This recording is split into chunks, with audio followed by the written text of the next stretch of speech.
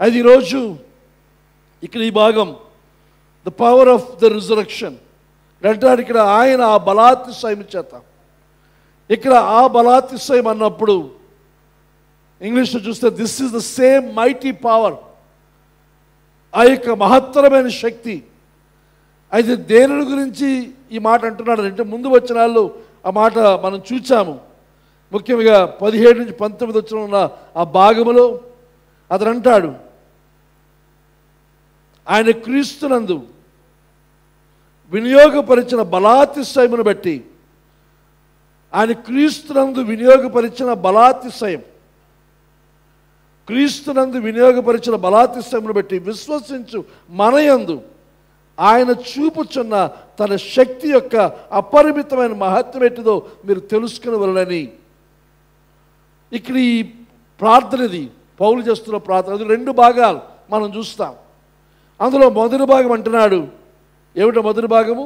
క్రీస్తునందు వినియోగపరిచిన బలాతిశయం అని చెప్పి దానిని బట్టి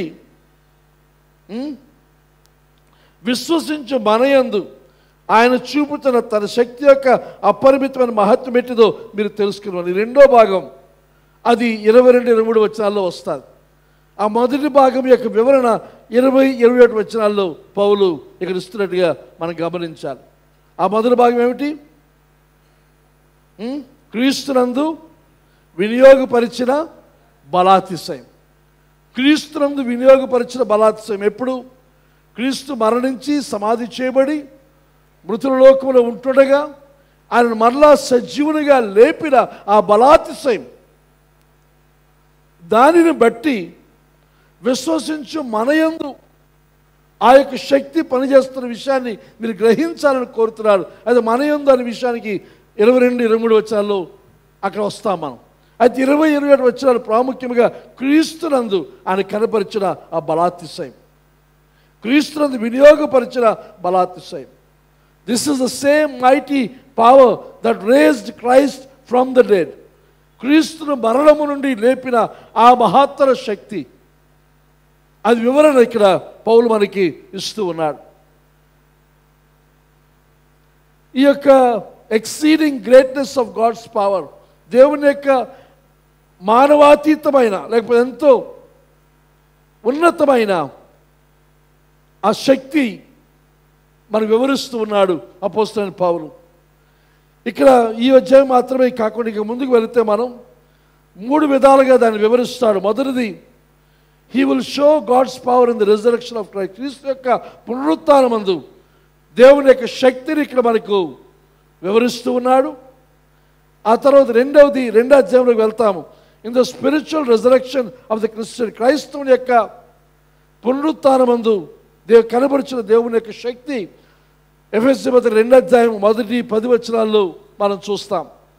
ఆ తర్వాత మూడవది, in the creation of the church, సంఘమును ఆయన కలుగు చేయట్లు, సంఘమును సృష్టించట్లు 2వ అధ్యాయం 11-22 వచనాల్లో ఆ విషయాలు వివరిస్తాడు. కానీ ఈ తర్వాత మనం వస్తాం. అది ఈ రోజుకి 20-21-22 వచనాలు మనం చూస్తే God's power in the resurrection of Christ, క్రీస్తు యొక్క పునరుత్థానమందు దేవుని యొక్క శక్తి, క్రీస్తు లేపబడిన ఆ పరిస్థితిని గురించి ఇక్కడ పౌలు రాస్తూ ఉన్నాడు. ఆ బలాతిశయము చేత క్రీస్తును మృతులలో నుండి లేపి సమస్తమైన ఆధిపత్యము గడ్డను, సరే ఆ తర్వాత వెళ్దాం అక్కడికి. ఆ బలాతిశయం క్రీస్తును మృతులలో నుండి లేపి, చనిపోయిన క్రీస్తును లేపడం అనేది దేవుని యొక్క బలాతిశయం, the greatness of God's power. అక్కడ దేవుని యొక్క శక్తి యొక్క ప్రదర్శన, డెమాన్స్ట్రేషన్ అనగా ఒక రుజువుగా, సాక్ష్యముగా మనకు చూపిస్తూ ఉన్నాడు. మరణం మనం చూసినట్లయితే చాలా శక్తివంతమైనది, మరణము చాలా బలమైనది. తర్వాత మరణము మనుషులందరికీ భయమును కలుగజేసేది. కీర్తన 18వ కీర్తన మనం చూస్తే దావీదు యొక్క కీర్తనలు మనం గమనిస్తాం. 18వ కీర్తన 4-5 వచనాలు మనం చదివితే,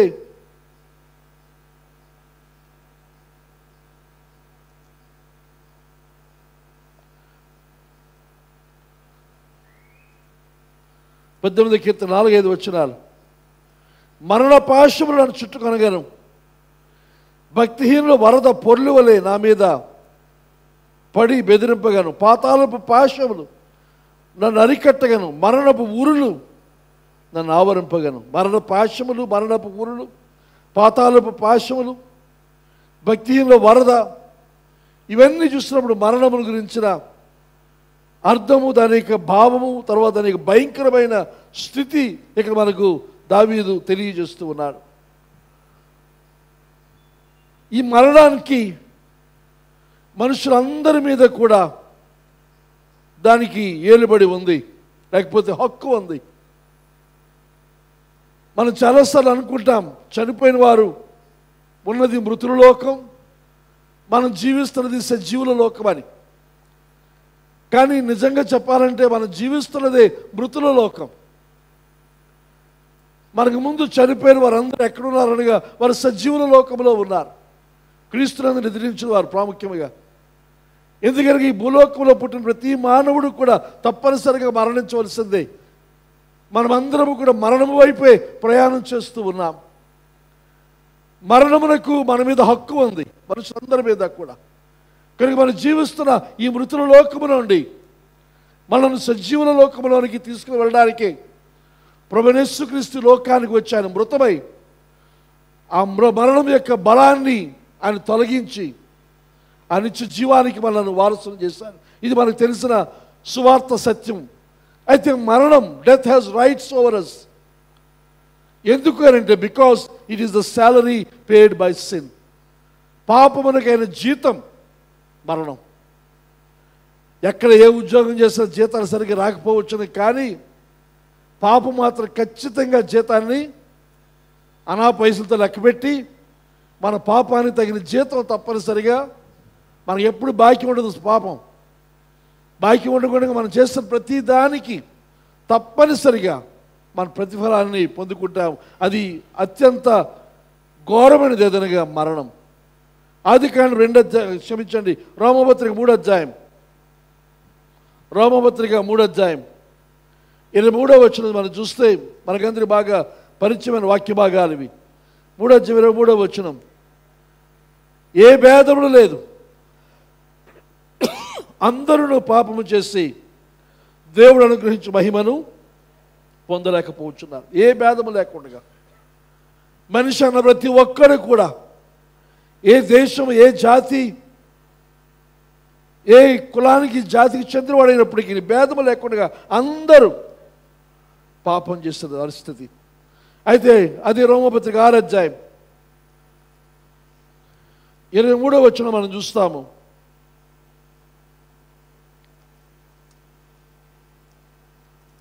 ఆరు 23, ఏలయనగా పాపం వలన వచ్చు జీతము మరణం, అయితే దేవుని కృపావరం మన ప్రభువైన క్రీస్తు యేసునందు నిత్య జీవం. ఏలయనగా పాపం వలన వచ్చు జీతము మరణం. ఇప్పుడు మనం వెనక్కి చూచి నేర్చుకుంటున్నాం. అందుకే పౌలు అంటాడు, అయితే దేవుని కృపావరము నిత్య జీవం ప్రభువైన యేసుక్రీస్తునందు. అయితే ఇది మనకు తెలియకపోయినట్లయితే, ప్రభులో ఉన్న ఆ నిత్య జీవం మనకు తెలియకపోతే, లేకపోతే ముఖ్యంగా ప్రభు మరణించిన సమయంలో వారికి ఎవరికి కూడా విషయాలు తెలియవు. శిష్యులకు ప్రభు ఎంతగా బోధించినా వారికి అర్థం కాలేదు, వారు దాన్ని పట్టించుకోలేదు. ఏమిటో ప్రభు చెబుతున్నాడు మనకు అర్థం కాని విషయాలు అన్నట్టుగా వారు అనుకుంటూ వారి నిత్యము వారి తాపత్రయం ఏదనగా ఎవరు గొప్ప, నువ్వా నేనా అనే దేవుని రాజ్యంలో వారి యొక్క స్థానాల గురించి ఆలోచిస్తారు తప్ప ఆయన పునరుత్థానుడు అవుతాడని చెప్పిన మాట వారు పట్టించుకోలేదు. అయితే ఈ వాక్యంలో మనం చూస్తే పౌలు చెప్తున్నాడు, పాపమునకు జీతము మరణం, అయితే క్రీస్తు యేసునందు మన నిత్య జీవం అనుగ్రహించబడింది. ఇది మనకు తెలిసిన సువార్త సత్యం. కానీ ఇప్పుడు మనం గ్రహించవలసింది జీతమైన మరణం ఎంత భయంకరమైనది, ఎలాంటిది అని మనం చూడవలసిన అవసరం ఉంది. ఆదికాండంలో మనం చూస్తాము 2 అధ్యాయంలో ప్రభు చెప్పాడు, ముఖ్యంగా ఆదాముకు అనుగ్రహించిన ఆజ్ఞ ఏదనగా ఈ వృక్ష ఫలాలు అన్నీ కూడా నువ్వు భుజించవచ్చు, కానీ ఈ వృక్ష ఫలం మాత్రం నీవు భుజించకూడదు, దినమున నువ్వు నిశ్చయముగా చచ్చదు. కనుక చావు అనేది, ఆ నిర్ణయం అనేది, ఆ ప్రకటన అనేది ఆదికాండంలోనే మనం చూస్తున్నాం. అలా యెహెజ్కేలు గ్రంథం 18 అధ్యాయం యెహెజ్కేలు గ్రంథం 18వ అధ్యాయం 4వ వచనంలో మనం చూస్తే 18:4 మనుషులందరూ నా వశములో ఉన్నారు, తండ్రులేమి కుమారులేమి అందరూ నా వశములో ఉన్నారు. పాపము చేయవాడెవడు వాడే మరణము నొందును. ఎవడు పాపం చేస్తాడో వాడే మరణము నొందుతాడు. తర్వాత రోమాపత్రిక 1వ అధ్యాయం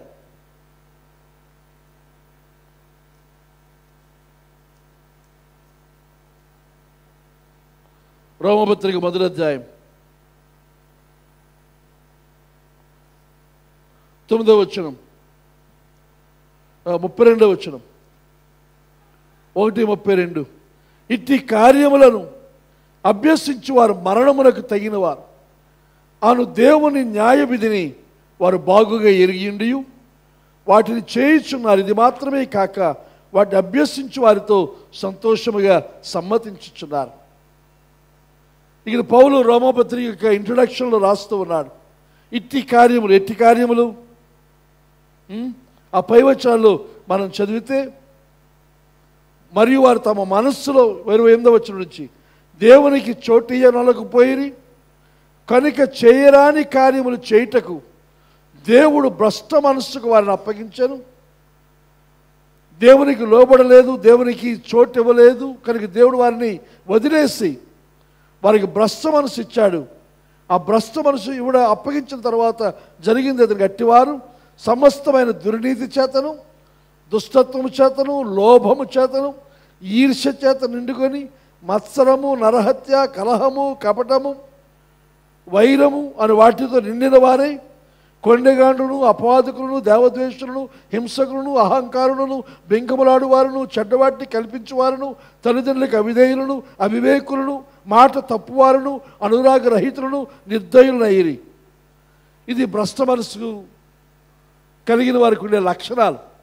ఒకసారి జాగ్రత్తగా మనం పట్టి చూసుకుంటే అందులో అనేక మరి కనబడుతున్నవి. అందులో ఒకవేళ మనలో ఏదైనా ఉందేమో చూసుకొని సరి చేసుకోవాల్సిందిగా మనం అయితే ఈ కార్యములు అన్నిటి చూడండి. ఇట్టి కార్యములు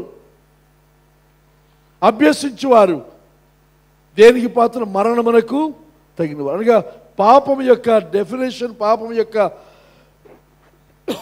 పాప కార్యముల యొక్క వివరణ పట్టిక మనం ఇక్కడ చూస్తూ ఉన్నాం. కనుక పాపమునకు జీతమైన మరణం. ఇలాంటి కార్యములు చేస్తే, ఈ రకంగా మనం ప్రవర్తిస్తే ఎలాంటివి? దుర్నీతి, దుష్టత్వం, లోభము. లోభం అంటే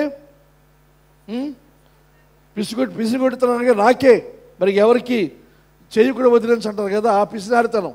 లోభం అంతా నాకే ఉండాలి, ఏది కూడా ఎవరికి వెళ్ళకూడదు, ఎవరికి పిల్లలకు కానీ భార్యకి కానీ వారికి కూడా అందరూ నాకే ఉండాలని ఆ లోభత్వం. ఈర్ష్య, మత్సరము, నరహత్య, కలహము, కపటము, వైరము, కొండెగాండ్రు, అపవాదికులు, దేవద్వేషులు, హింసకులు, అహంకారులు, బెంకములాడువారు, చెడ్డవాటిని కల్పించువారు, తల్లిదండ్రులకు అవిధేయులు, అవివేకులు, మాట తప్పువారు, అనురాగరహితులు, నిర్దయులు, దయ అసలు ఉండదు. ఇట్టి కార్యములను అభ్యసించేవారు మరణమునకు తగినవారు అని దేవుని న్యాయ విధిని వారు బాగా ఎరిగిండి వాటిని చేయుచున్నారు. ఇది మాత్రమే కాక వాటిని అభ్యసించి వారితో సంతోషముగా సమ్మతించుచున్నారు. ఇది చేయడం ఒక తప్పు, ఆ చేస్తున్న వారితో సమ్మతించి వారితో స్నేహంగా ఉండడం ఇంకొక తప్పు. అది కూడా పాపము, అది కూడా మరణానికి తగిన శిక్ష, తీర్పు అనే సంగతిని గ్రహించవలసిందిగా మనవి చేస్తూ ఉన్నాను. అయితే పాపులు మరణించడం ఇంతవరకు మనం చూసిన ఈ విషయాలు మనకు అర్థమవుతూ ఉంది. కానీ క్రీస్తు మరణం, బట్ క్రైస్ట్ డైయింగ్ మనం చూస్తే క్రీస్తు కూడా మరణం వరకు వెళ్ళవలసిన పరిస్థితి, మరణము నాకు ఆయన ఈడ్చి వెళ్ళిన పరిస్థితి మనం చూస్తాం. కానీ క్రీస్తు యొక్క మరణములో ఉన్న వ్యత్యాసం వివరించాలని ఆశపడుతూ ఉన్నాను. దయచేసి చూడండి, హెబ్రీ పత్రిక 2వ అధ్యాయం 14వ వచనంలో మనం చూస్తే, కాబట్టి ఆ పిల్లలు అనగా మనము ఈ లోకమందున మానవులు రక్త మాంసములు గలవారైనందున ఆ ప్రకారమే మరణం యొక్క బలము గలవారిని అనగా అపవాదిని మరణము ద్వారా నశింప చేయుటకును జీవితకాలం అంతయు మరణ భయము చేత దాస్యములకు లోబడిన వారిని విడిపించుటకును. ఇక్కడ చూస్తే మానవ జాతి యొక్క సమస్య ఇది. ఏమిట సమస్య? రక్తమాంసములు గల ప్రతి వారు కూడా ఎవరి ఆధీనంలో ఉన్నామనంటే మరణం యొక్క బలము గలవని, అనగా అపవాది మరణము ద్వారా నశింప చేయటకు జీవితకాలం అంతా మరణ భయము చేత దాస్యములకు లోబడిన వారై జీవితకాలం అంతా మరణ భయం, మరణ దాస్యం. అయితే మరణంపై ఏలుబడి ఎవరికి ఉంది? మరణము యొక్క బలము గలవారిని ఎవరు? అనగా అపవాదిని. మరణం యొక్క బలం ఎవరి చేతిలో ఉంది? దేవుడు నిర్ణయించాడు పాపమున జీతం మరణం అని. మానవుడు పాపం చేస్తాడు, మరణానికి లోనవుతూ ఉన్నాడు. అయితే ఈ మరణం ఎవరి ఆధీనమందు ఉందంటే దేవుని యొక్క ఆధీనమంది కాదు, దుష్టుని యొక్క సైతాన్ యొక్క ఆధీనమందు అది ఉంది. మానవుడు పాపం చేయగానే ఈ మరణ భయం వాడిని పట్టి పీడిస్తూ ఉంది. ఆ మరణమునకు అధిపతి అయిన వాడు అపవాది, సైతాను. కనుక ఆ సైతానుడు మరణము ద్వారానే వాడిని జయించడం కోసం మనము రక్తమాంసములు గలవారము కాబట్టి మన యొక్క విమోచన కొరకు, మనల్ని రక్షించిన కొరకు ఆయన కూడా రక్తమాంసములు ధరించిన వాడై ఈ లోకానికి ఆయన వచ్చాడు. ఇంకా రాస్తున్నాడు, ఆయన కూడా రక్తమాంసములు పాలివాడైన ఏలయనగా ఆయన ఎంత మాత్రమును దేవదూతల స్వభావమును ధరించుకొనక అబ్రహాము సంతాన స్వభావమును ధరించుకొని ఉన్నాడు. కావున ప్రజల పాపను పరిహారం కలుగు చేయటకు ఆయన సముద్ర వాక్య తర్వాత మనం చూస్తూ ఉన్నాం. కానీ ఈ లోకానికి వచ్చిన కారణం రక్తమాంసములు గల మనము పాపము చేసి పాపములకు జీతమైన మరణములను వెళుతూ ఆ మరణం మనందరికీ, లోకాన్ని అంతటికి కూడా పీడిస్తూ భయభ్రాంతులు చేస్తూ మరణము నుండి ఎవ్వరూ కూడా తప్పించుకోలేని భయంకరమైన స్థితిలో ఉన్నాం. ఎంత శ్రేష్టమైన డాక్టర్లు, హాస్పిటల్ ధనము మనకు కలిగి ఉన్న ఎవ్వరూ కూడా మరణము నుండి మనం తప్పించుకోలేము. ఆ దాస్యం లేకపోతే ఆ జీతం అందరూ పొందుకునే పరిస్థితుల్లో ఆ మరణమునకు ఆధిపత్యం కలిగిన వాడు దేవునికి విరోధైన సైతాను. కనుక ఆ సైతాన్ యొక్క బలము నుండి, ఆ మరణ భయము నుండి మనం విడిపించడం కొరకు ప్రభువైన యేసుక్రీస్తు మరణమునకు లోనైన సంగతి మనం చూస్తూ ఉన్నాం. దాని ఉద్దేశం ఏదనగా మరణము ద్వారా సైతానును జయించాలని. Because God's children are human beings, మానవులు కాబట్టి, దేవుని పిల్లలు మానవులు కాబట్టి, made of flesh and blood, the son also became flesh and blood, for only as a human being could he die, and only by dying could he break the power of the death. ఇక్కడ English తర్జుమాలో ఇంకొంచెం వివరణ మనకు కనబడుతుంది. దేవుని యొక్క పిల్లలు మనుషులు కాబట్టి, ఆ మనుషులు చూసినప్పుడు రక్తమాంసముల చేత సృజించబడ్డారు కాబట్టి, ఆ కుమారుడు అనగా ప్రభువైన యేసుక్రీస్తు ఆల్సో బికేమ్ ఫ్లెష్. ఆయన కూడా రక్తమాంసం గలవాడిగా ఈ లోకానికి వచ్చాడు. ఎందుకంటే for only as a human being, ఒక మానవునిగా మాత్రమే కుడ్ హీ డై, మానవునిగా మాత్రమే మరణించడు కాబట్టి, మరణించగలడు కాబట్టి, అండ్ ఓన్లీ బై డైయింగ్, ఆ మరణము ద్వారా మాత్రమే could he break the power of the death, ఆ మరణం యొక్క బలాన్ని ఆయన జయించగలడు, లేకపోతే దాన్ని విరవగలడు. కాబట్టి ఆయన లోకాన్ని మానవుడికి వచ్చి మరణానికి లోనయ్యాడు. ఇంకా 15 వచనంలో only in this way could he set free all who lived there lives as slaves to the fear of dyeing. మరణాన్ని గురించిన ఆందోళనతో, భయముతో, బానిసత్వాన్ని అనుభవిస్తూ విడుదల లేని ఆ స్థితిలో ఉన్న వారికి ఈ రకంగా మాత్రమే ఒకే ఒక మార్గం, ఒకే ఒక దారి, ఎన్నో ఆప్షన్స్ లేవు, ఒకే ఒక ఆప్షన్. అదేదనగా మానవుడిగా మరణించి మరణాన్ని జయించి మరణంపై విజయాన్ని ప్రకటించి మానవ జాతికి విమోచన కలిగి చేయడమే దేవుని యొక్క కార్యం, ముందున్న ఏకైక కార్యం. ఆ కార్యం చేయటం కొరకే ఆయన వచ్చాడు. మనందరికీ కూడా తెలుసును, దేవుడు ఆది కాండం ముందు మనం చూస్తే మానవుని సృజించిన తరువాత ఈ లోకంపై ఏలుబడి మానవునికి ఇచ్చాడు, రాజుగా చేశాడు. దేవుని తరపున దేవుని యొక్క వైస్ రీజెంట్గా ఆయన క్రింద పనిచేసే అధిపతిగా, నాయకునిగా దేవుడు మానవుడు నియమించాడు. అయితే మానవుడు చేస్తున్న పని అధికారాన్ని కోల్పోయాడు, బలాన్ని కోల్పోయాడు, దేవుని ఎడల అవిధేయతను చేశాడు, ప్రదర్శించాడు. ఆ కారణం చేత మానవుడు దేవుడు తనకిచ్చిన అధికారాన్ని పోగొట్టుకున్నాడు. మానవుడు సైతానుకు లోబడ్డానికి, సైతాను యొక్క బానిసత్వానికి వెళ్ళడానికి తను ఎంపిక చేసుకున్నాడు. పోయిన వారం మనం విన్నాం, చాయిస్. మనం ఏది ఎంపిక చేసుకుంటాం? సృష్టికర్త అయిన దేవుడు వారిని సృజించి వారి కోసం ప్రకృతి అంతా ఏర్పాటు చేసి, భూమి ఆకాశము ఏర్పాటు చేసి, వారు క్షేమంగా భద్రంగా నివసించడానికైనా ఒక మంచి తోటను నాటి, ఆ తోట నీడ, తర్వాత ఆహారము, తర్వాత చక్కని నదులు, ఎంతో శ్రేష్టమైనది దేవుడు స్వయంగా చేసి మానవునికి ఇస్తే, ఇంక వాక్యం మనందరికీ కూడా తెలుసు, దేవుడు మన పోలిక చొప్పున మన స్వరూపం నరుని చేద్దామని దేవుడు వారిని సృజించింది దేవుని పోలికలో, దేవుని స్వరూపంలో. అయితే సైతాను వచ్చి శోధించింది ఏదనగా, మీరు ఈ పండు తింటే మీరు దేవుళ్ళలాగా అయిపోతారు. వారు దేవుళ్ళలాగే ఉన్నారు, దేవుని పోలి సృజించబడ్డారు. అయితే వారికి ఇప్పుడు ఇంతకుముందే కలిగి ఉన్నదాన్ని మరలా మీరు పొందుకుంటారని సైతాన్ని చెబితే వారు ఎంత అవివేకులు. ఇప్పుడు మనం చూస్తాం, అవివేకులు ఆ లిస్టులో ఉన్నారు. పాపము చేయవారు అవివేకులు. దేవుడిచ్చిన ఆశీర్వాదం, దేవుడిచ్చిన దీవెన మనకు తెలియకుండా మనలో ఉంది, మనకు పొందుకున్నాం, మనకు కలిగి ఉన్నాం అని అవగాహన లేకుండా ఉండడం అవివేకం. వారు చేసిన అవివేకం ఏదనగా, అవ్వ దాన్ని చూస్తూ ఉంది, పండు చూపులకు రమ్యంగా ఉంది, రుచిగా ఉంటుంది, జ్ఞానం ఇస్తుంది. అది తినకముందే సైతాను శోధనలో ఉన్న ఆ ఇమాజినేషన్లోనికి తాను వెళ్ళిపోయింది, ఆ ఊహల్లోనికి వెళ్ళిపోయింది. ఈ పండు తింటే ఏమవుతుంది? దేవుళ్ళలాగా అయిపోతాం, జ్ఞానం వస్తుంది, వివేకం వస్తుంది, చక్కగా ఉంది, మంచి రుచికరంగా ఉంది. చాలామంది అవివేకంగా ఓ మాట అంటారు, ఏమిటంటే దేవుడు అన్నీ తెలుసు కదా, ముందే తెలుసు కదా, ఆ పండు అటు తింటారని వారు తెలుసు కదా, ఎందుకు ఆ పండు పెట్టాలో, పండు పెట్టకుండా ఉంటే వారు తినకపోతుంది కదా, మరి ఏం జరగకపోయేది కదా అని ఎంత అన్యాయం దేవుడు చేశాడని. ఒకవేళ ఆ తోటలో ఆ ఒక్క చెట్టే ఉంటే, ఆ ఒక్క పండే వారికి ఆహారం అయితే దేవుడు అన్యాయస్తుడే. కానీ ఒక్క పండు కాకుండా ఇంకా అనేకమైన వృక్ష ఫలాలు దేవుడు ఏర్పాటు చేసి, ఈ ప్రపంచంలో ఉన్న అన్ని చెట్లు అక్కడ ఉన్నాయి. ఏ ఫలము కావాలన్నా వారు భుజించవచ్చు.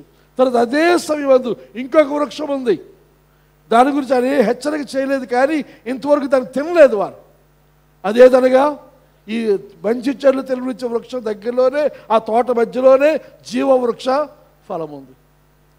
ఆ తోట మధ్యలో ఆ చెట్టు గురించిన శోధన సైతాన్ని ఇవ్వలేదు.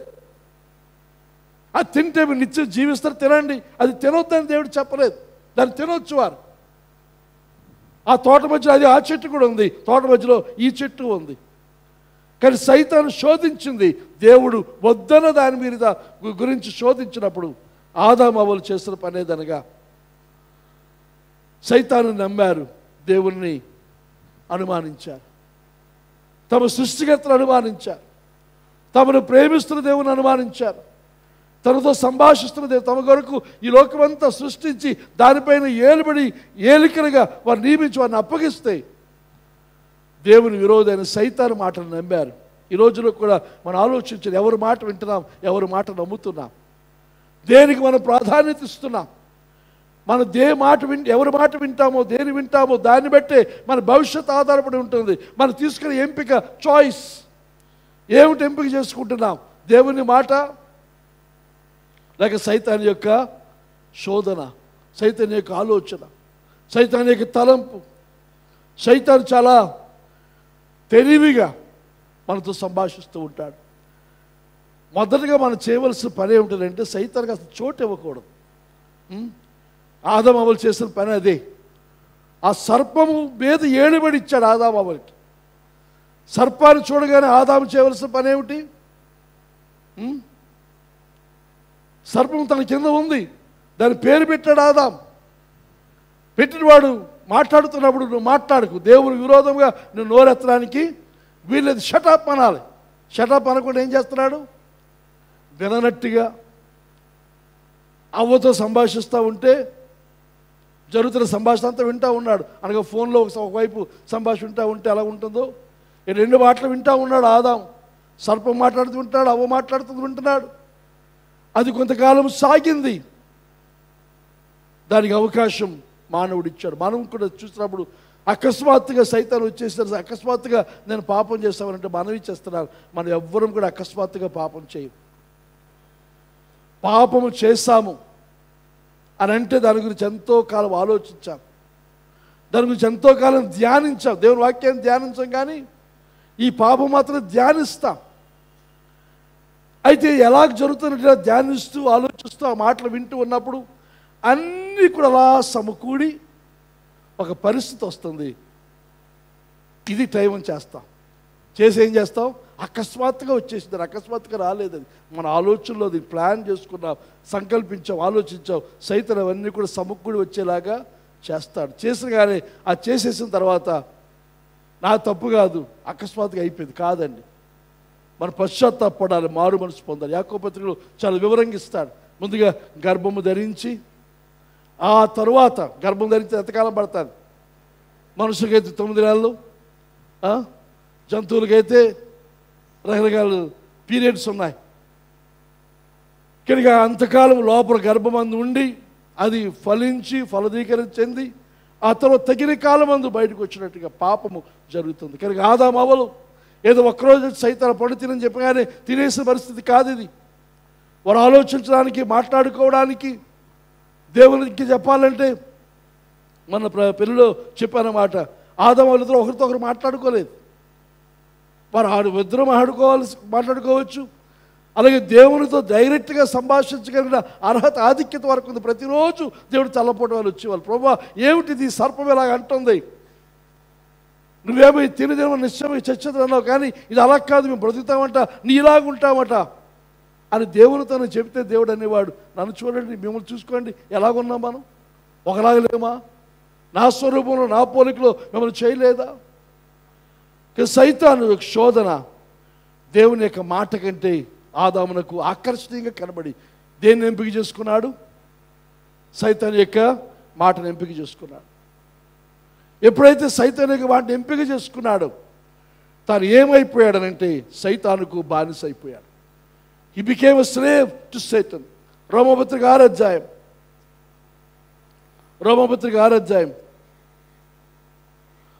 16వ వచనం చూద్దాం. 6వ అధ్యాయం 16వ వచనం. లోబడుటకు దేనికి మిమ్మల్ని మీరు దాసులుగా అప్పగించుకొందురు, అది చావు నిమిత్తముగా పాపమునకే కానీ నీతి నిమిత్తముగా విధేయతగా కానీ దేనికి మీరు లోబడుదురో దానికి దాసులగుదురని మీరు ఎరుగరా? ఇటు పౌలు ఒక లాజిక్ చూపిస్తున్నాడు మనకి. మీరు దేనికి లోబడతారు, ఏది ఎంపిక చేసుకుంటారు, దానికి మీరు దాసులు అవుతారు. పాపమునకు లోబడితే ఏమవుతారు? పాపమున దాసులు అవుతారు.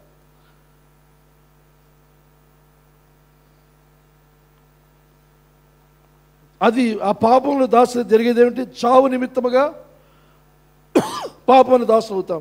నీతి నిమిత్తముగా విధేయతకి కానీ దేవునికి మీరు లోబడుదురు దానికి దాసులు. దేవునికి లోబడితే నీతికి దాసులం అవుతాం. ఆ నీతి దాసులం అయ్యేది ఏమవుతుంది? నిత్య జీవానికి మనల్ని తీసుకుని వెళ్తుంది. Don't you realize that you become the slave whatever you choose to obey. దేనికి మీరు లోబడడానికి మీరు నిర్ణయించుకుంటారు, దేనికి లోబడి ఎంపిక చేసుకుంటారు, దానికి మీరు దాసులు అవుతారు. You can be a slave to sin. మీరు పాపమునకు దాసులుగా ఉండవచ్చు, విచ్ లీడ్స్ టు డెత్. అయితే పాపమున దాసత్వం ఎక్కడ నడిపిస్తారుగా? మరణానికి దారితీస్తుంది. Or you can choose to obey God. లేదా దేవుణ్ణి లోబడడానికి మీరు ఎంపిక చేసుకోవచ్చు, which leads to righteous living. నీతియుక్తమైన జీవితానికి మిమ్మల్ని నడిపిస్తుంది. కానీ ఏది ఎంపిక చేసుకుంటాం? ఇక ఆదాము ఎంపిక చేసుకున్నది పాపాన్ని. సైతాను యొక్క మాటలు నమ్మి ఆ పాపమును ఎంపిక చేసుకునే కారణం చేత వారి ప్రయాణము మరణం వైపు సాగింది. మనం దేవుని విధేయులుగా ఉండా మనం నిర్ణయం చేసుకుంటే which leads to righteous living, నీతియుక్తమైన జీవితం. ఆ రైచస్ లివింగ్ అని అంటే రైట్ స్టాండింగ్ విత్ గాడ్, దేవునితో సరైన సంబంధంలో మనం నిలిచి ఉంటాం. దేవుని విధేయులముగా మనం జీవించినప్పుడు దేవునితో సరైన సంబంధించిన ఆ జీవితాన్ని మనం జీవిస్తూ మన యొక్క ఫలితము బహుమానం ఎదురుగా నిత్య జీవానికి మనము వారసులం అవుతాం. కనుక ఆదాము సైతానుకు బానిసై తనకున్న చట్టబద్ధమైన హక్కులన్నింటినీ కూడా తను పోగొట్టుకున్నాడు. చట్టబద్ధమైన దేవుడు తనకి ఇచ్చిన హక్కులు అధికారాలన్నీ కూడా ముఖ్యంగా తన విషయము మాత్రమే కాకుండా తను ఏలుబడికి అప్పగించిన అంతటి విషయమై తను పోగొట్టుకున్నాడు. ఇంకా రోమపత్రిక 8వ అధ్యాయంలో మనం చూస్తాము, ప్రకృతి సృష్టి యావత్తు మిగిలిన వేదన పడుతుంది. అనగా ఆదాము చేస్తున్న పాపం వల్ల ప్రకృతి కూడా శాపమునకు లోనైన సంగతి ఆది కాండంలో మనం చూస్తాం.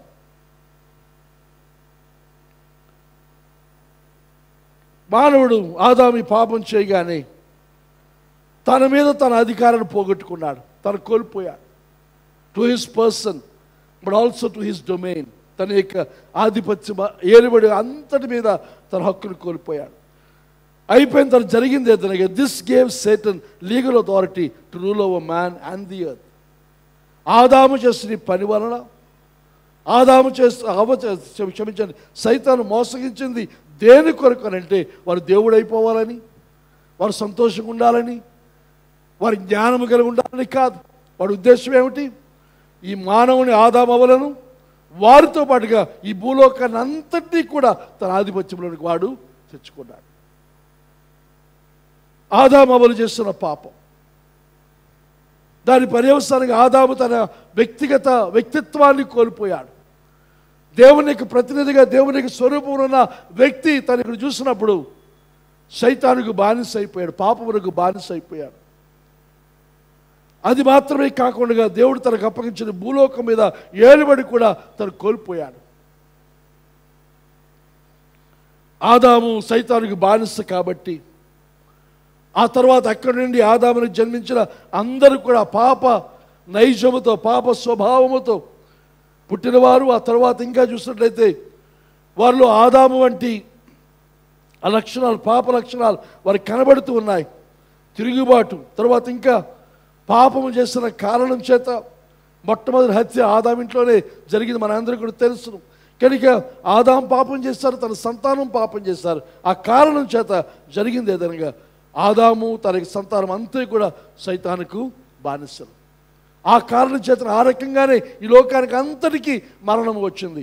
ఆదాము మాత్రమే కాకుండా ఆదామును పుట్టిన మానవులందరూ కూడా పాపం చేసిన కారణం చేత.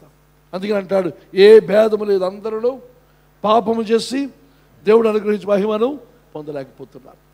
ఇది మానవ జాతి యొక్క పరిస్థితి. తర్వాతకి చూసినట్లయితే బానిసత్వంలో ఉన్న వ్యక్తికి తాను ఏ రకంగా కూడా ఎవరి కింద అయితే బానిసత్వంతో ఉన్నాడో అతని వ్యతిరేకంగా పోరాడగలిగిన శక్తి బలము తనకు లేదు. అతని వ్యతిరేకంగా బయట వారి సహాయం లేకపోతే చట్టం యొక్క సహాయాన్ని, లీగల్ సహాయాన్ని పొందడానికి అతనికి ఏమాత్రం కూడా అర్హత లేదు. ఎందుకనగా ఒకటి బానిసగా ఉన్నాడు. ఆ బానిసత్వం నుండి ఇదిగో నన్ను ఇతను బానిసత్వం తీసుకున్నాడు, నాకు విడుదల కావాలని హక్కు, లిటిగేషన్ అయితే పిటిషన్ వేసే హక్కు కానీ పోరాడే హక్కు కానీ తను కోల్పోయాడు మానవులందరూ కూడా. ఆదాము మొదలుకొని ప్రతి మానవుడు కూడా సైతాను వ్యతిరేకంగా కార్యము చేయగలిగిన శక్తి బలము లేని వాడై సైతాను ఏలుబడిలో జీవిస్తూ ఆ మరణం అనే ఆ ఫలితం వైపు ప్రయాణం చేస్తూ నిత్యము భయముతో జీవిస్తున్న పరిస్థితి.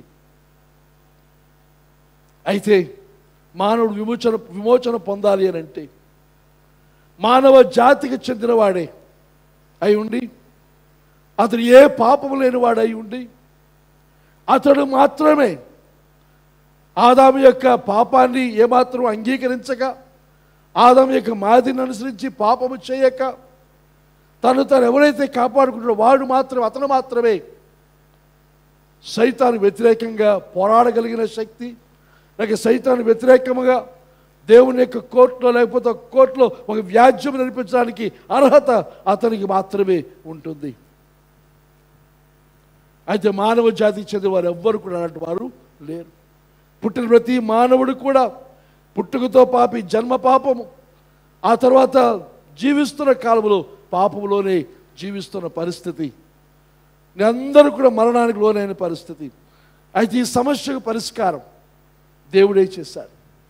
ఎలాగోనంటే గలతీ పత్రిక 4:4 ఈ సువార్తలో ఉన్న ఈ శ్రేష్టమైన విషయాలు మన మాటిమాటికి జ్ఞాపకం చేసుకుంటూ ప్రభునందు ఆనందించాలి. 4:4 చూసినట్టు, అయితే కాలము పరిపూర్ణమైనప్పుడు దేవుడు తన కుమారుని పంపాను. ఆయన స్త్రీ యందు పుట్టి మనము దత్తపుత్రుడు కావాలని ధర్మశాస్త్రములకు లోబడి ఉన్న వారిని విమోచించుటకే ధర్మశాస్త్రములకు లోబడిన వాడు ఆయన. అయితే కాలము పరిపూర్ణమైనప్పుడు యేసు ఈ లోకానికి వచ్చాడు. యేసు మనకు తెలుసున్న పరిశుద్ధాత్ముని ద్వారా మరియ గర్భము ధరించింది కనుక ఆయనలో దేవత్వం ఉంది. The divine nature was present in him. యేసుక్రీస్తు దేవుని నుండి కన్య మరియ గర్భములోనికి దేవునికి పరిశుద్ధాత్మను వలన ఉద్భవించాడు కనుక ఆయనలో దైవిక నైజం ఉన్నది. తరువాత ఆయనలో ఏ పాపము లేదు, ఆయన పుట్టుకలో పాపము లేదు, తర్వాత ఆయన జీవితంలో పాపము లేదు. ఆ కారణం చేత సైతానుకు ఆయన మీద ఏ రకమైన క్లెయిమ్ లేదు. ఇతను నాకు చెందిన వ్యక్తి, లేకపోతే నా బానిస. లోకంలో మానవులందరూ సైతానికి బానిసలు, కానీ యేసు ప్రభుని గురించి నా దాసుడు, నా బానిస అని చెప్పగలిగిన ఏ విషయము కూడా ప్రభులో లేదు. అయితే ఆయన స్త్రీ యందు జన్మించాడు కాబట్టి ఆయన మానవుడు. He was therefore an authentic man, human, అనగా సరైన అసలైన మానవుడిగా ఈ లోకానికి వచ్చాడు. కనుక ఆ కారణం చేత సైతానుతో పోరాటం చేయడానికి కానీ, సైతానికి వ్యతిరేకంగా వ్యాజ్యం నిర్వహించడానికి కానీ అర్హత కలిగిన వాడిగా ఆయన ఉన్నాడు. లూకాసు సువార్త 1:35 మనం చూస్తాం. So the baby to be born will be holy. పుట్టబోయే శిశువు పరిశుద్ధిగా ఉంటాడు. తర్వాత and he will be called the son of God, దేవుని కుమారుడు అని సంబోధించబడతాడు. అమ్మా, సర్వోన్నతుని కుమారుడు, son of the most high God, సర్వోన్నతుని కుమారుడు. కానీ చూసినట్లయితే సాతానుకు ప్రభువుపై ఏ రకముగాను కూడా వానికి క్లెయిమ్ లేదు. అనగా అతనిలో ఏది కూడా సైతానికి సంబంధించింది లేదు. అతడు నావాడు అని చెప్పగలిగిన అర్హత సైతానికి ఏమాత్రం కూడా లేదు. ఆ కారణం చేతనే సైతాను శోధించింది, దాని చేతనంత వరకు శోధించింది. ప్రభు యేసుక్రీస్తు నేను వాక్యం చూస్తాం, కడపటి ఆదాము రెండవ ఆదాముగా వచ్చాడు. మొదటి ఆదాము ఎలాగైతే దేవుని చేత సృజించబడ్డాడో, శరీరము కలిగి ఉన్నాడు, రక్తమాంసములు కలిగి ఉన్నాడో, అలాగే యేసు ప్రభు కూడా దేవుని వలన జన్మించిన వాడై, జన్మపాపి ఏమాత్రం కూడా లేనివాడిగా, రక్తమాంసములు గలవాడిగా ఈ లోకంలోనికి వచ్చాడు. అనగా మొదటి ఆదాము యొక్క స్థితిలోనే రెండవ ఆదామైన ప్రభు యేసుక్రీస్తు ఉన్నాడు. ఇద్దరు సమానమైన స్థాయిలో ఉన్నారు. అయితే ఆ స్థాయిలో ఉన్న ఆ వ్యక్తిని ఆదామును ఎలాగైతే శోధించాడో అదే విధముగా సైతాను ప్రభుని శోధించాడు. ఆయన శోధన గురించి చాలా ఇంకోసారి ఎప్పుడైనా మాట్లాడతాను, కానీ ఇప్పుడు ముందుకు వెళదాం. అయితే శోధించాడు ప్రభుని. ఎలా శోధించాడు, దేనికి, ఎందుకు శోధించాడు అని ఆలోచన చేస్తే సైతానికి మిక్కిలి అధికమైన ప్రయత్నం ఏమిటనగా తండ్రి అయిన దేవునితో కుమారుడైన క్రీస్తుకున్న సంబంధాన్ని వేరు చేయడం. He wanted to break fellowship or unity with his father. ఆ సహవాసాన్ని తెంచాలి, వారు ఐక్యంగా ఉండకూడదనేది. ఇంకా సైతాన్ యొక్క శోధన ఏదనగా ప్రభునకు to pressure Jesus to rebel and act independently. తిరుగుబాటు చేసి స్వతంత్రంగా తాను ప్రవర్తించడానికి సైతాన్ని శోధించాడు. నిత్యం మనం ఈ శోధన ఎదుర్కొంటూనే ఉన్నాం. సైతాన్ యొక్క నిత్యం మనం చేసే శోధన ఏదనగా స్వతంత్రంగా ఉండాలి, ఇండిపెండెంట్. ఎవరి కింద లేను, ఎవరి మాట నేను వినను, ఎవరికి నాకు అక్కర్లేదు, చివరికి మన తల్లిదండ్రులకు పెద్దలకు ఎవరు లోబడాల్సిన పని నాకంతా తెలుసు, నాకు ఎవరు చెప్తారు అనే భావనతో. అయితే సైతానికి శోధన ఎదురుగా యేసు ప్రభు విషయమై ఆయన తిరుగుబాటు చేయాలి, దేవునికి వ్యతిరేక తిరుగుబాటు చేయాలి. ఇంకా తిరుగుబాటు చేసి తాను స్వతంత్రంగా తను వ్యవహరించాలని సైతాను కోరింది, సైతాను శోధించింది. ఆ శోధన 33.5 సంవత్సరాల పాటు ప్రభువుని వెంబడించిందని చెప్పొచ్చు. లేదా మరి ముఖ్యంగా ఆ 3.5 సంవత్సరాల కాలం మరి అధికముగా విపరీతముగా ప్రభు సైతానికి శోధనకు గురయ్యాడు. ప్రతి శోధన ఏదనగా దేవునితో సంబంధంలో నుండి వేరవడం, ఆ ఐక్యత నుండి బయటికి రావడం, తిరుగుబాటు చేయడం, తరువాత స్వతంత్రంగా వ్యవహరించడం. అయితే ఇది సైతాన్ యొక్క స్ట్రాటజీ, మాస్టర్ ప్లాన్. ఇది ఆ మాస్టర్ ప్లాన్ ఇప్పటికీ మారలేదు. సైతాను ఇన్నోవేటివ్ కాదు. ఇన్నోవేటివ్ అంటే సృజనాత్మకమైన జ్ఞానం ఉన్నవాడు కాడు సైతాన్. మనం చాలా జ్ఞానాన్ని వాడికి ఆపాదిస్తూ ఉంటాం. వాడు ఎప్పుడు ఎలా చేస్తాడు అదే చేస్తాడు. కానీ దేవుడు సృజనాత్మక కలిగిన వాడు, ఎప్పుడు ఒకేలా చేసేవాడు కాడు. అద్భుతాలు మనం చూసినా, ప్రభు మాటలు మనం విన్నా, అన్నీ కూడా నిత్య నూతనంగా ఆయన చేస్తారు. అలాగే వాక్యం మనకు ఎన్నో సంవత్సరాలుగా చదువుతూ ఉన్నా ఇది నిత్య నూతనం, ఎంతో సృజనాత్మకత వాక్యంలో మనం చూస్తాం. దినదిన జీవితంలో ప్రభుని అనుభవిస్తూ ఉంటుంటే నూతనమైన విషయాలు మనం చూస్తాం. కానీ సైతాన్ ఎప్పుడు అదే పద్ధతి, అదే విధానం వల్ల జరిగిన పర్యవసానాలు మనకు తెలుసుండి మన సైతానికి లోబడుతున్నామంటే మనం జ్ఞానులమా వివేకులమా? చెప్పండి, ఏమర్రా మీ డౌట్ వచ్చిందా? మీరు జ్ఞానులా అవివేకులా అని? మన సైతాన్ యొక్క లోబడినందువల్ల కలిగిన పర్యవసానం మనకు తెలుసును. ఆ శోధన ఏమిటో మనకు తెలుసు. ఏమిటా శోధన? దేవునితో సంబంధం నుంచి వేరు చేయడం, బ్రేక్ ఫెలోషిప్ విత్ గాడ్. దేవునితో సంబంధం నుంచి వేరవ్వాలి. తర్వాత తండ్రి అయిన దేవునితో ఒకటిగా ఉండకూడదు, వేరవడం ఒకటిగా ఉండకూడదు. రెండు ఒకటి అనుకోండి, కానీ తేడా ఉంది ఆలోచిస్తే. తర్వాత తిరుగుబాటు, దేవునికి వ్యతిరేక తిరుగుబాటు. ఆ తర్వాత ఇంకా ఆఖరిది మనందరికి ఇష్టమైంది, ఇండిపెండెంట్, నా ఇష్టం. పాపానికి మూలమైనది నా ఇష్టం. సైతాను శోధిస్తా. సైతాను కూడా ఎప్పుడు నాకు లోబడు, నా చిత్తాన్ని నెరవేర్చు. దేవుడు అంటాడు అలా నా చిత్తాన్ని లోబడని, కానీ సైతాను అందం. సైతాను ఏమంటే నీ ఇష్టం, నీకు చేసుకో, ఇప్పుడు కాకపోతే ఎప్పుడు, ఈ వయసులో కాకపోతే ఏ వయసులో, అవకాశం ఉన్నప్పుడు దీన్ని అనుభవించు అని మనకు ఇచ్చిన సలహా చూస్తే అబ్బా ఎంత మంచి సలహా. దేవుడు అన్ని వృక్ష ఫలాలు ఇస్తా, అవన్నీ మానేసి వద్దన్న పండును చూపించి అది తిను అంటే దాన్ని తినడానికి ఎంత ఆకర్షితులైపోయారు మానవులు. ఎంత తెలివి తక్కువ, ఎంత వివేకం. దానికంటే రమ్యమైన ఫలాలు అనేక ఉంటూ ఉంటాడుగా వారు చేస్తున్న పని. దేవునికి విరోధంగా చేస్తారు. అయితే ఇదే శోధన ప్రభు మీద కూడా సైతాను తీసుకొని వచ్చాడు. ఆదికాండలో ఆ పాపం యొక్క ఆరంభం, ఆరిజిన్ ఆఫ్ సిన్ చూస్తాం. పాపములకు ముందు God was at the centre of every human life until that fruit was taste of. ఫలము వారు భుజించే రోజు వరకు వారికి ఉన్న పరిస్థితి ఏదనగా మానవ జీవనానికి దేవుడు కేంద్రంగా ఉన్నాడు. దేవుడే కేంద్రముగా వారి జీవితాల్లో ఉన్నాడు. అయితే అప్పటి నుండి ఎప్పుడైతే పండు తిన్నారో every human being has found their unique way of putting himself or herself at the center of the story and demanding that the world cooperate. అప్పటి నుంచి జరిగిందే తనగా మానవ జాతి తనను తాను తన జీవితములకు కేంద్రముగా చేసుకొని ఇంకక్కడి నుండి మిగతా వారందరూ కూడా తన యొక్క జీవితానికి మిగతా వారందరి యొక్క సహాయం చేయ, లోకమంతా నాకు సహకరించాలి. పాపము అనగా పండు తిరగక ముందు వరకు ఉన్న పరిస్థితులుగా దేవుడే కేంద్రముగా వారు జీవించారు. మానవ జాతి అంతే. అది దేవుని చిత్తం. మానవులందరూ కూడా దేవుడు కేంద్రితమైన జీవితాలు జీవించాలని. కానీ ఎప్పుడైతే పండు తిన్నారో జరిగింది ఏదనగా వారికి వారే వారి జీవితానికి కేంద్రం అయిపోయారు. మ్యాన్ సెంటర్డ్ లివింగ్, లేదా putting himself are herself at the centre of the story. వారి యొక్క కథలో, వారి యొక్క చరిత్రలో వారే ముఖ్యం, వారే కేంద్రం.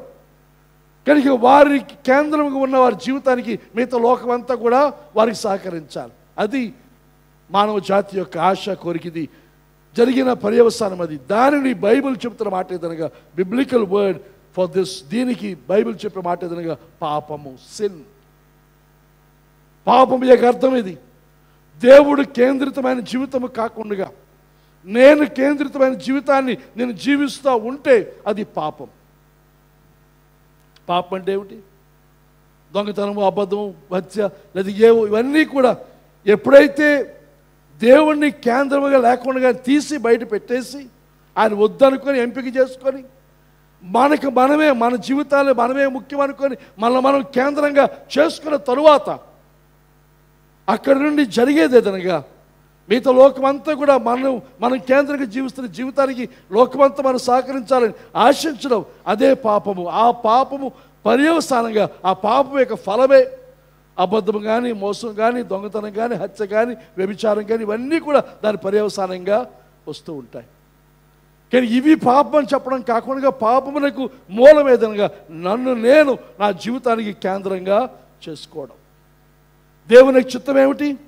దేవుడు మన జీవితాలకి కేంద్రంగా ఉండాలి.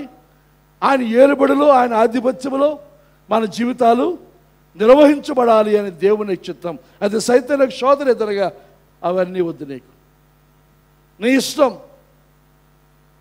ఇది పాపం అని మనవి చేస్తూ ఉన్నాను.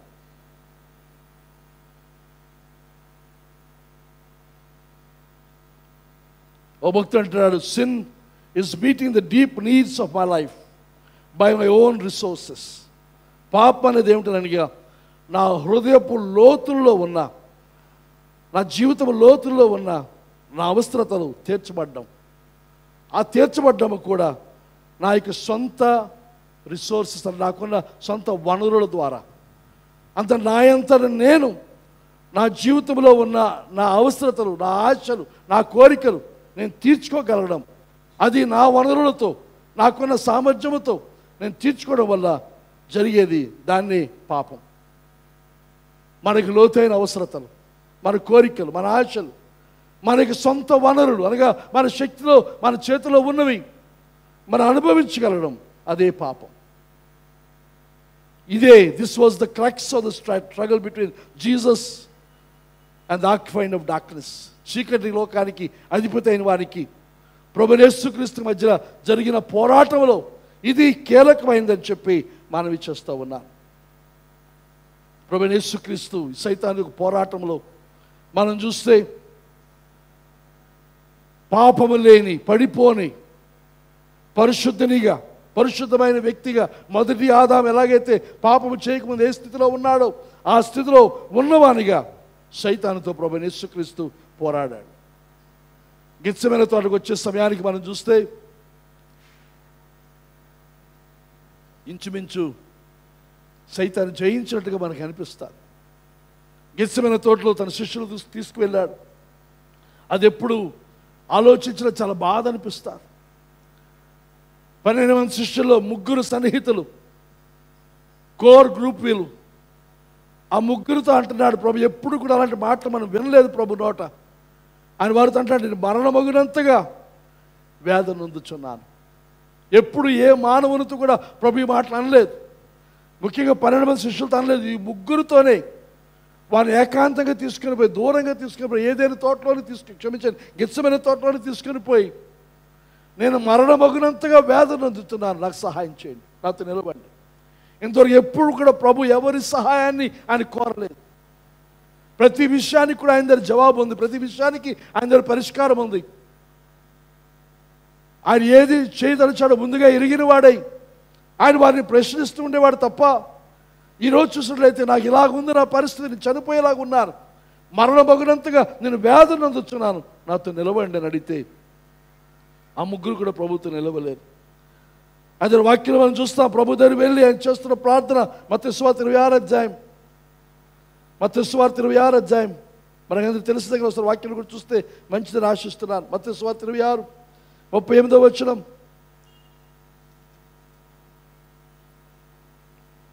అప్పుడు యేసు, మరణమగినంతగా నా ప్రాణం బహు దుఃఖంలో మునిగి ఉన్నది, మీరు ఇక్కడ నిలిచి నాతో కూడా మెలకువగా వారితో ఏం చెప్పాడు? ఆయన చేయమన్నది ఏమిటి?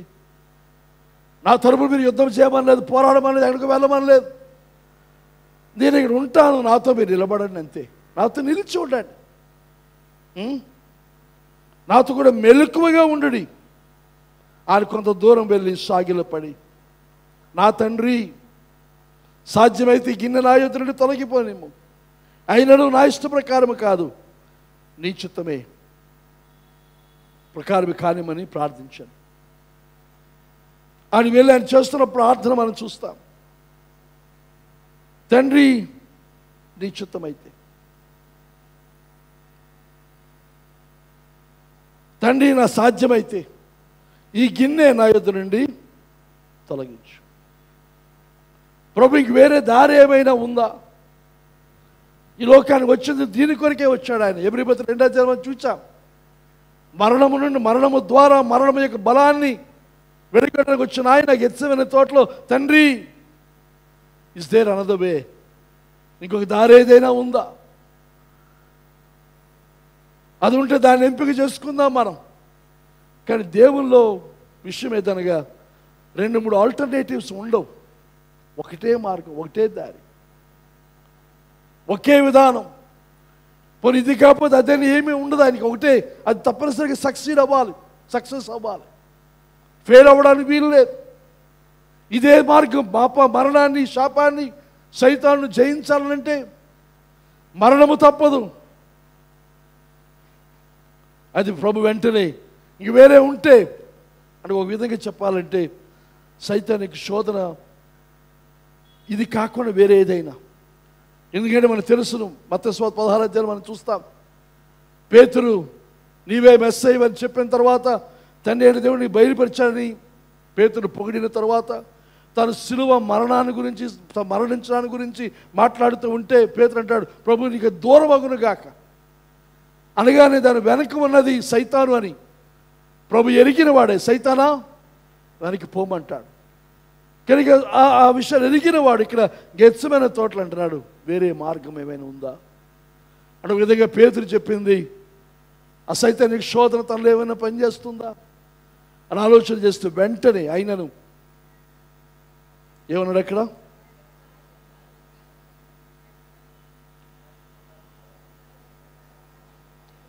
ఆయనను నా ఇష్ట ప్రకారము కాదు, నా ఇష్ట ప్రకారము, గమనించన్న మాట, నా సొంత ఇష్ట ప్రకారం కాదు.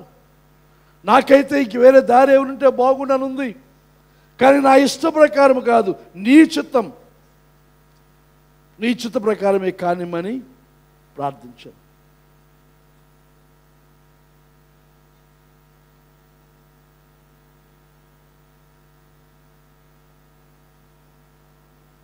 ఇక్కడ ఆయనకున్న వేదన ఏమిటి? సిలువ శ్రమ గురించి భయపడుతున్నాడా? అవమానం గురించి భయపడుతున్నాడా? పాలుగారి పెదవులు, పాలుగారి దేహం కాదు ఆయన, బలమైన దేహం, వడ్రం పనిచేసిన వాని యొక్క శక్తివంతమైన దేహం, పిరికివాడు కాదు ఆయన. ఆయన భయపడేది శ్రమకి, కష్టానికి, అవమానానికి, దూషణకు, నిందకు కాదు. కానీ ఆయన బాధపడేది 2 కొరింథీ 5:21 చూస్తాం, ఏ పాపము ఎరుగని ఆయన, మన కోసం పాపముగా చేయబడిన ఆ స్థితి, ఏ పాపం ఎరుగని వాడు ఆయన. ఆయనే పాపము యొక్క పర్సానిఫికేషన్ అయిపోయిన ఆ స్థితిని బట్టి, పాపమును చూడలేనివాడు, సహించలేనివాడు, తానే పాపముగా మారిపోయే ఆ స్థితి ఆయన ఏమాత్రము కూడా సహించలేకపోయాడు. ప్రభు, ఇది కాకుండా నేను వహించే ఈ స్థితి కాకుండా ఇంక వేరే ఏదైనా దారి ఉందా? అయినను నా ఇష్టము కాదు, నాట్ మై విల్. ఆయన ప్రార్థన చూస్తే ఎంత వేదన భరితమైనదంటే 26వ అధ్యాయం, మత్తయి సువార్త 26వ అధ్యాయం 39వ వచనం మనం చూస్తే, 39వ వచనం,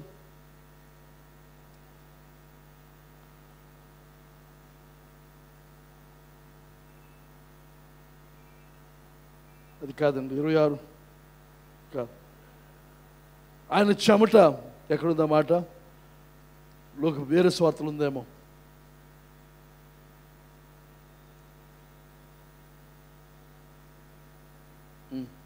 ఇక్కడ ఈ స్వార్థలు వేరే స్వార్థలు ఉన్నది. ఏదనగా ఆయన గెత్సేమనే తోటలో ప్రార్థిస్తుంటాడుగా ఆయన దేహంలో నుండి చెమటకు బదులుగా రక్తం వస్తుంది. ఎంత భయంకరమైన యాతన, వేదన, బ్లడీ స్వెట్. లోక 22:44. లోక 22:44 చూద్దాం, మళ్ళీ అనుమానం లేకుండా. 22:44. ఒకవేళ నా మాట అనుకుంటారేం మీరు, కాదు ఇవి. ఆయన ప్రార్థన చాలించి 22:44 ఆయన వేదన పడి మరింత ఆతురముగా ప్రార్థన చేయగా ఆయన చెమట నేలపడుచున్న గొప్ప రక్త బిందువుల వలె ఆయన. ఇలాంటి ప్రార్థన మనం ఎప్పుడు చేసి ఉండం. ఎంత భయంకరమైన ప్రార్థన ఇది. ఒత్తిడి, టెన్షన్ మనకు తెలుసును. ఆ వేదనతో చేస్తాం. మన ఉపవాస కూటాల్లో చెప్పాను, ఒక్కోసారి చనిపోతామేమో అన్నంతటి భయం, బాధ, వేదన మనకు కలుగుతుంది. కానీ ఇక్కడ ప్రభు ప్రార్థన మనం చూస్తే టెన్షన్తో మన చెమట రావచ్చు, ఆతృత, ఆందోళన రావచ్చు. కానీ మన దేహము నుండి చెమటకు బదులుగా రక్తం బయటికి రావడం అనేది ఎంతో యాతన. ఇంకా విధంగా చెప్పాలంటే ప్రభు సిలువకు వెళ్ళక ముందే గెత్సేమనే తోటలో మరణించే భయంకరమైన ప్రమాదకరమైన స్థితి అది. అంతటి ఆసక్తితో, వేదనతో, యాంగ్విష్తో ఆయన ప్రార్థన చేశారు. The anguish of a pure soul. పరిశుద్ధమైన ఒక ఆత్మ యొక్క వేదన ఇది. ఏ పాపం ఎరిగిన ఆయన, మనుషుల యొక్క పాపం అంతయు కూడా ఆయన మీద కుమ్మరించబడి, లేదా పాత్రలంతయు ఆయన త్రాగి ఆయనే పాపముగా మారిపోయిన స్థితి. అది యోహాను సువార్త 14వ అధ్యాయానికి వచ్చే సమయానికి 14:30 అంటాడు, I will no longer talk much with you. నేను మీతో ఎక్కువసేపు మాట్లాడను. యోహాను సువార్త 14:30. The ruler of this world is coming. The ruler of this world is coming. ఈ లోకమునకు అధిపతి అయినప్పుడు వస్తున్నాడు. ఎవరు రూలరు? ఎవరు? ఎవరు లోకానికి అధిపతి? ఎవరు? చెప్పంటారా? ఒరిజినల్గా ఎవరు? మానవుడు. ఒరిజినల్గా మానవుడు లోకానికి అధిపతి. లోకం యొక్క ఏలుబడి మానవునికి ఇచ్చాడు. మానవుడు పాపం చేస్తున్న వల్ల ఆ ఏలుబడి ఎవరికి వెళ్ళింది? సైతాను వెళితే సైతాను గురించి ప్రభు అంటాడు, the ruler of this world is coming. వాడు వస్తున్నాడు. యోహాను సువార్త 14:30 ఇంకా అంటాడు, he has no claim on me. అయితే వాడు వస్తున్నాడు, కానీ నాలో వాడికి ఏమీ కూడా లేదు. నాలో వాడికి సంబంధించింది ఏది కూడా నాలో లేదు. నన్ను వాడు క్లెయిమ్ చేయలేడు. ఇదిగో వీడు నా దాసుడు, నా బానిస అని నన్ను గురించి వాడు క్లెయిమ్ చేయలేడు. లోకానికి అంతటికీ వాడు రాజే.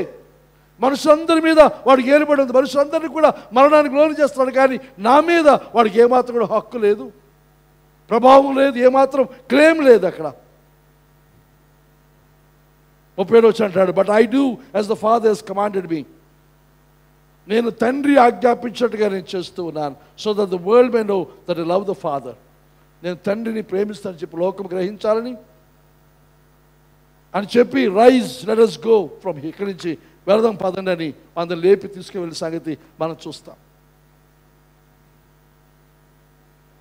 సైతాన్ యొక్క గొప్ప సంకల్పం ప్రభువైన యేసుక్రీస్తు విషయమే ఏదనగా, ఒక చిన్న ఆలోచన, ఒక చిన్న తిరుగుబాటు తండ్రికి వ్యతిరేకంగా అది వస్తున్న ఆ శోధనకి ప్రతిస్పందిస్తూ చిన్న వ్యతిరేకత, చిన్న తిరుగుబాటు తన ఆలోచనలో వస్తే చాలని సైతాన్ చూచాడు. కానీ అవేమీ కూడా జరగలేదు. ప్రభువైన యేసుక్రీస్తు ఆయన చిన్న విషయంలో ఏమాత్రం కూడా పొరపాటు చేయదు. హెబ్రీ పత్రికలో మనం చూస్తాం, మనవేళ అన్ని విషయాల్లో శోధింపబడినప్పటికీ మనుషుడిగా ఎవరెవరైతే ఏ రకమైన శోధన మనం లోనవ్వగలమో ఆ రకమైన శోధనలన్నీ కూడా ప్రభువైన యేసుక్రీస్తుకు సైతాను చేశాడు, శోధించాడు. మనుషులు శోధించే విధానాలన్నీ అనుసరించి శోధించాడు. కానీ ఆయన ఏ విషయంలో కూడా పాపము చేయలేదు. హెబ్రీ పత్రికలో ఆ మాట చూస్తాం.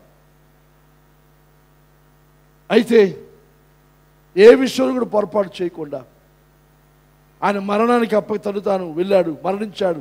మరణించినందుకు జరిగింది ఏదనగా సైతాను యొక్క ఆలోచనను ప్రభు పటాపంచలు చేశాడు. సైతాన్ని జయించడం మాత్రమే కాకుండా మానవ జాతి అంతరికి కూడా విమోచన ప్రభు అనుగ్రహించాడు.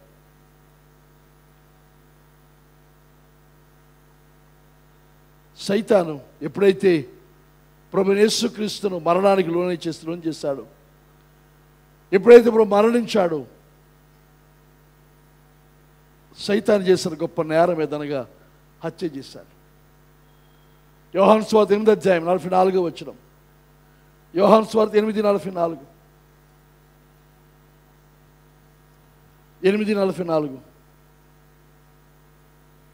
మీరు మీ తండ్రి యొక్క అపవాది సంబంధులు మీ తండ్రి దురాశ నెరవేర్చుకోవచ్చు. ఆది నుండి వాడు నరహంతకుడై ఉండి, వాడు నరహంతకుడు.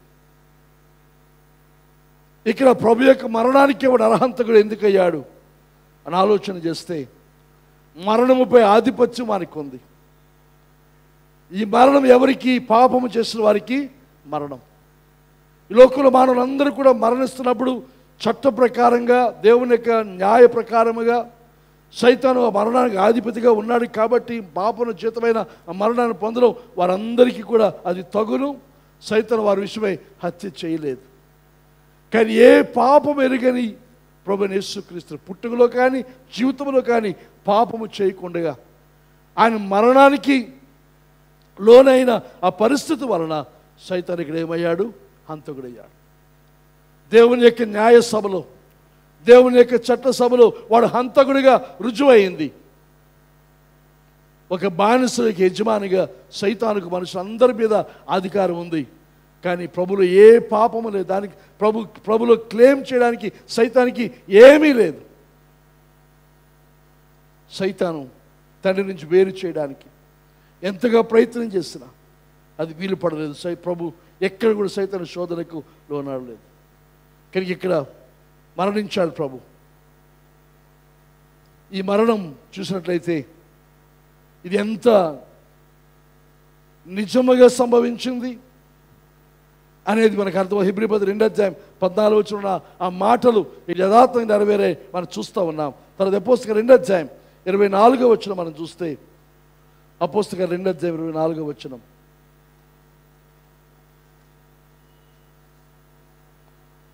పేతురు ప్రసంగం అనుకుంటాను. ఇది 2:24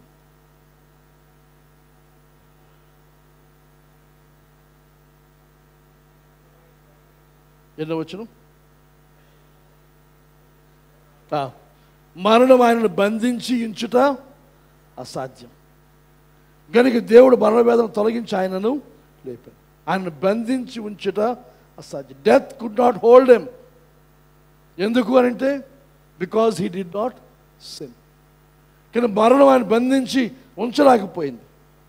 దానికి కారణం ప్రభు ఏ పాపము లేనివాడు. కానీ కల్వరి సిలువ మొదలుకొని Satan has absolutely no right or claims upon anyone or anything. ఎవరి మీద కానీ దేని మీద కానీ సైతానికి హక్కులు లేవు. ప్రభు శిలువ మరణము తరువాత ఆ మరణం నుండి తిరిగి లేచినందువలన జరిగిన గొప్ప కార్యం ఏదనగా సైతాన్ యొక్క బలము, మరణం యొక్క బలము ఇక ఎంత మాత్రము కూడా సైతానుకు లేదు అని చెప్పి మనవి చేస్తూ ఉన్నా. కానీ ఇది చూస్తూ అంటున్నాడు ఎఫెసీ పత్రిక, ఆ బలాతిశయము చేత క్రీస్తును మృతుల్లో నుండి లేపి. పాపం ఆయన బంధించి ఉంచలేని కారణం. ఇంకా ఇక్కడ ఆగుతాను, మీతో తర్వాత మాట్లాడుకుందాం. ఇది ఒకటి చెప్పాలని ఆశిస్తున్నాను. ప్రభు సిలువలో వేలాడుతూ ఉంటుండగా మరణం ఆయన మింగలేదు. రోమా సైనికులు ఆయన చంపలేరు. సైతాను చంపలేడు. కారణం ఎదురుగా మరణించడానికి ఆయనలో అర్హత ఏమాత్రం కూడా లేదు. మరణించే పాప ఆయన ఏమీ చేయలేదు. కానీ సిలువ మీద వేలాడుతుంటాడుగా ఆఖరిగా ఆయన పలుకున్న మాట ఎదురుగా, ఇదిగో నా ఆత్మను నీ చేతికి అప్పగించుకుంటున్నాను. తనంతట తాను తా దేహము నుండి తాను బయటికి వచ్చాడు తప్ప లోకము ఎవరు కూడా ఆయన సిలువ మరణము ద్వారా ఆయన చావలేదు. ఒకవేళ ప్రభు ఆ రోజు తన దేహాన్ని తన ఆత్మను తండ్రికి అప్పగించుకునే ఆ మాట చెప్పకపోతే ఎన్ని రోజులైనా ఎన్ని నెలలైనా యాత్ర పడుతూ ఉండేవాడు తప్ప ఆయన మరణించి ఉండేవాడు కాడు. మరణం ఆయన మింగలేదు. కానీ మరణము వచ్చిన తర్వాత మరణానికి తను తాను అప్పగించుకో హెబ్రీ పత్రికలో మనం చూస్తే ఏమంటాడు అక్కడ ఆయన హెబ్రీ పత్రిక 2:14 వచ్చినాం కదా, ఒకసారి అది జ్ఞాపకం చేస్తూ ఆపేస్తాను. ఇక్కడ 2:14 వచ్చినాం. అపవాదిని మరణము ద్వారా నశింప చేయుటకు అనేవయ్యాడు. జీవితకాలం మరణం యొక్క బలము గలవాడు అనగా అపవాదిని మరణము ద్వారా జయించుటకు ఆయన ఈ లోకానికి వచ్చాడు. మరణము ద్వారా జయించుటకు, మరణానికి తాను లోనై మరణపు లోకములోనికి ఆయన వెళ్ళాడు. కానీ మరణము ఆయన బంధించి ఉంచలేకపోయింది. పేతురు ప్రసంగం అంటాడు, ఎందుకని ఆయనలో పాపము లేదు కనుక మరణమును జయించి మళ్ళా తిరిగి లేచాడు. ఆ తిరిగి లేచడం వల్ల జరిగింది ఏదనగా, మొదటి ఆదాము పాపము చేస్తే లోకమంతటి మీదకి పాపం ఎలాగైతే వచ్చిందో, కడపటి ఆదామైన క్రీస్తు చేసిన ఆ మరణముపై విజయము వలన జరుగుతున్నది ఏదనగా మనందరికీ కూడా విడుదల కలిగింది, మనందరికీ కూడా విమోచన దొరికింది.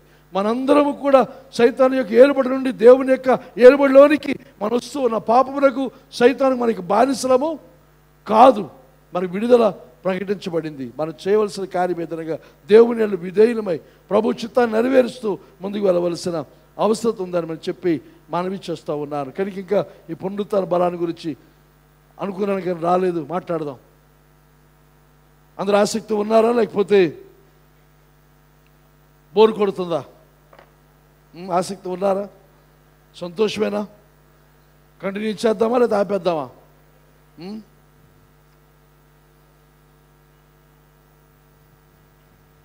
సరే, అయితే వాక్యాన్ని వినండి, అర్థం చేసుకోండి, గ్రహించండి. ఒకసారి అర్థం కాకపోతే రెండోసారి యూట్యూబ్లో వినండి. వింటే మీకు ఇంకా రెండోసారి అర్థమవుతుంది. కొంతమంది అన్నప్పుడు అంటారు, ఇంకోసారి వినాలంటే ఇంకోసారి వినడానికి దేవుడు అవకాశం ఇచ్చాడు కనుక వినండి దయచేసి.